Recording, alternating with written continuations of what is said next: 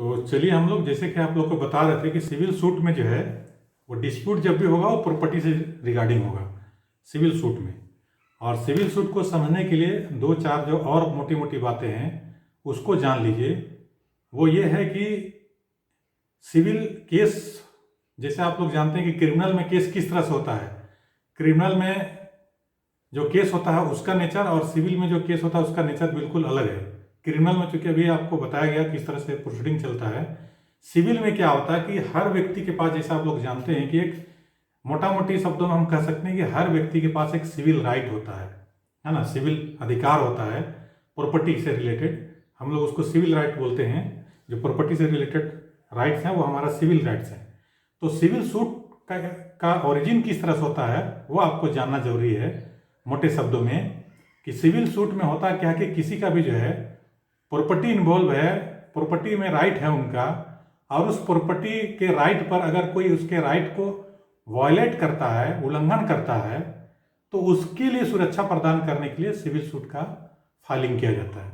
सीधे सीधे शब्दों में अगर हम दोबारा रिपीट करना चाहें तो अगर आपका किसी भी व्यक्ति का सिविल राइट है किसी प्रॉपर्टी पर, चाहे वो मनी भी हो सकता है, मूवेबल भी हो सकता है, इमूवेबल भी हो सकता है, किसी भी तरह का प्रॉपर्टी है जिसमें उसको सिविल राइट मिला हुआ है, प्रॉपर्टी पर उसका राइट है ना। पोजेशन भी हो सकता है, हमेशा कोई जरूरी नहीं कि राइट भी हो, पोजेशन पर भी हो सकता है केस।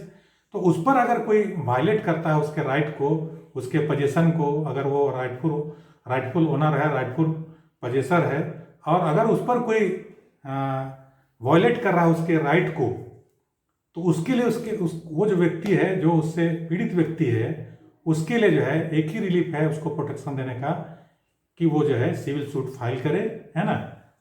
और उसके बाद उसको जो रिलीफ है वो दिया जाएगा, कोर्ट के द्वारा देखा जाएगा कि उसको जो है एक्चुअल में उसको जो उनका जो रिलीफ है वो उसके लिए वो इंटाइटल हैं नहीं है, उसके मेरिट को देखने के बाद जो है सिविल सूट डिसाइड किया जाता है। तो उसके लिए जरूरी है कि सिविल सूट फाइल करना पड़ेगा। और एक बार हम कहना चाहते हैं, किसी का अगर प्रॉपर्टी पर कोई राइट है, उसको किसी के द्वारा अगर वायलेट किया जा रहा है, तो उसके सुरक्षा के लिए, उसको प्रोटेक्शन देने के लिए जो है वो सिविल सूट फाइल किया जाता है। और सिविल सूट फाइल होने के बाद जो है वो उस पर मेरिट पर डिसाइड होगा, और उसके बाद फिर उसका जो राइट हो डिक्लेयर किया जाएगा या तो डिसमिस किया जाएगा। जैसे क्रिमिनल हम लोग देखते हैं या तो कन्विक्शन होगा या तो एक्विटल होगा। सिविल में या तो डिक्री होगा या तो सूट डिसमिस होगा या तो डिक्री होगा, दो रिजल्ट होता है इसका।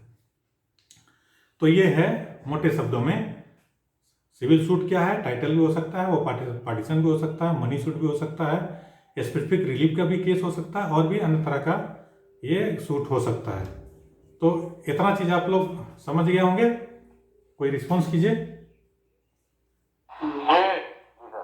ठीक है,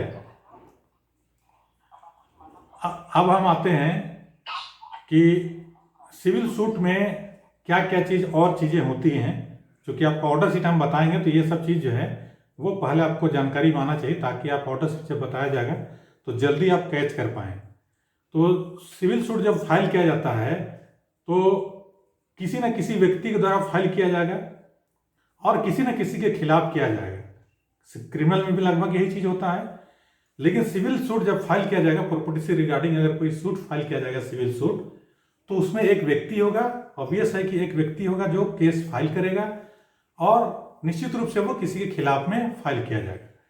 तो इसमें दो चीजें हैं जिसको आप लोग, है बहुत सिंपल सा चीज, कोई बड़ा चीज नहीं। जो लोग काम करते हैं उसके लिए बहुत सिंपल चीज है, लेकिन जो लोग नए होंगे उनके लिए नोट करने वाली बात है। तो सिंपल सा चीज है कि जो केस करेगा उसको हम लोग वादी बोलेंगे, प्लेंटिफ बोलते हैं इंग्लिश में, वादी बोलेंगे। और जिसके खिलाफ में जो केस होगा उसको प्रतिवादी बोलेंगे, जिसको हम लोग इंग्लिश में डिफेंडेंट बोलते हैं। क्योंकि ये बार बार आपके वर्ड आएगा जब आपको बताया जाएगा आगे भी, या जब आप ऑर्डर शीट लिखेंगे तो अगर आप हिंदी में लिख रहे हैं तो वादी, है ना, और जिसके खिलाफ में केस हुआ उसको हम लोग प्रतिवादी कहेंगे। वादी, प्रतिवादी, ये आपको जानकारी में होना चाहिए। बेसिक चीज है, बहुत मामूली सा चीज है। हाँ, सिविल कोर्ट के स्टाफ को सबको ये चीज जानना चाहिए कि प्लेंटिफ और डिफेंडेंट, वादी और प्रतिवादी, केस करता जो केस करने वाला उसको हम लोग प्लेंटिफ कहेंगे, जिसके खिलाफ में केस किया गया उसको हम लोग डिफेंडेंट कहेंगे। हिंदी में हम कहना चाहेंगे जो केस करेगा उसको हम वादी कहेंगे, जिसके खिलाफ केस किया गया है उसको हम लोग प्रतिवादी कहेंगे। ये दो मोटी बातें। तीसरी बात जो होती है वो होता है प्लेंट और WS। प्लेंट बोलते हैं, आप लोग जानते होंगे, प्लेंट जो होता है वो चीज होता है जिस जिस जिस पर जो ड्राफ्टिंग करके जो फाइलिंग किया जाता है, जैसे आप जैसे PCR केस में आप देखते ही हैं, जो प्राइवेट कंप्लेंट केस होता है उसमें वादपत्र फाइल किया जाता है, क्या बोलते हैं उसको, परिवाद पत्र फाइल किया जाता है। तो वहां जो परिवाद पत्र फाइल किया जाता है, कंप्लेंट पिटिशन फाइल किया जाता है, यहाँ पे वादपत्र फाइल किया जाता है, प्लेंट फाइल किया जाता है। तो जिस जिस दस्तावेज पर प्रतिवादी अपने अधिवक्ता के सहयोग से या स्वयं भी सारे अपने मुकदमे के सारे बिंदु को लिखते हुए जो पत्र दाखिल करता है, जिसको हम लोग वादपत्र कहते हैं, जो दस्तावेज वो फाइल करता है लिखित रूप से, उसको हम वादपत्र कहते हैं, प्लेंट कहते हैं। ठीक, ये कौन करेगा? चूंकि केस करने वाला प्लेंटिफ है, इसीलिए प्लेंटिफ के द्वारा प्लेंट फाइल किया जाएगा। उसी तरह से जिसके खिलाफ हमने कहा कि डिफेंडेंट या प्रतिवादी, जिसके खिलाफ केस किया गया वो डिफेंडेंट होगा, या हम उसको प्रतिवादी। आवाज आ रही है ना? आवाज आ रही है ना? कोई दिक्कत तो नहीं है? नहीं सर। तो जिसके खिलाफ में केस होगा उसको हम लोग प्रतिवादी कहेंगे। तो प्रतिवादी के द्वारा जब भी उसका जवाब फाइल किया जाएगा तो हम उसको कहेंगे रिटन स्टेटमेंट, या आप लोग हिंदी में हम लोग उसको लिखित कथन कहते हैं। यहाँ कुछ तहरीर कहा जाता है, क्या कहते हैं यहाँ पे बताइए आप लोग, जो लोग जानते हैं वो लोग बताइए। प्रतिवाद पत्र सर। ना ना ना, जो जो जो जो जवाब फाइल किया जाता है प्रतिवादी के द्वारा, डिफेंडेंट के द्वारा, उसको हम लोग क्या कहते हैं? यहाँ जो रिटन स्टेटमेंट, रिटन स्टेटमेंट तो रिटन है, WS बोला जाता है। WS तो हम बता दिए, और एक वर्ड उर्दू वर्ड होता है, उसको बताइए क्या होता है? अच्छा, उर्दू वर्ड तो बोलते हैं सर। हाँ सही होता है। कौन है? एक तहरीर बोला जाता है, हैं? होता है सर, बयान तहरीर होता है सर। हाँ, बयान तहरीर होता है, ठीक है। तो सीधा सा मतलब प्रतिवाद पत्र होता है सर। प्रतिवाद पत्र नहीं बोलते हैं उसको, लिखित कथन बोलते हैं, written statement. Order sheet.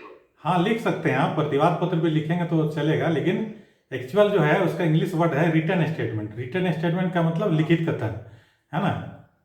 WS, हाँ, WS शॉर्ट में कह सकते हैं उसको, WS के तौर पर शॉर्ट में उसको किया जाता है। तो हमने कहा कि प्लेंट एक हो गया, WS हो गया।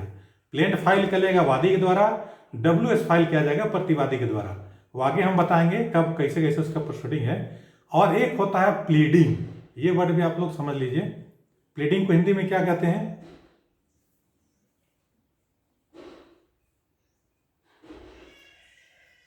प्लीडिंग को हिंदी में क्या कहते हैं?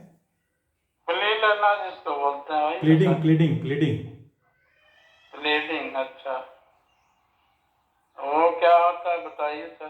प्लीडिंग जो होता है, उस जब हम किसी ऑर्डर शीट में अगर हम प्लीडिंग बोलेंगे, है ना, या प्लीडिंग वर्ड यूज होगा, तो प्लीडिंग का मतलब होता है वादपत्र भी होगा और लिखित कथन भी होगा। अच्छा, प्लीडिंग में दोनों बातें आएंगी, ये ध्यान रखिएगा, है ना। प्लेंट भी आएगा और WS आएगा, दोनों का। प्लीडिंग अगर वर्ड यूज कोई कर रहा है ना, तो उसका मतलब है कि उसमें WS भी है और रिटर्न, ये क्या बोलते हैं, प्लेंट भी है और WS भी है। उसको हम लोग अभी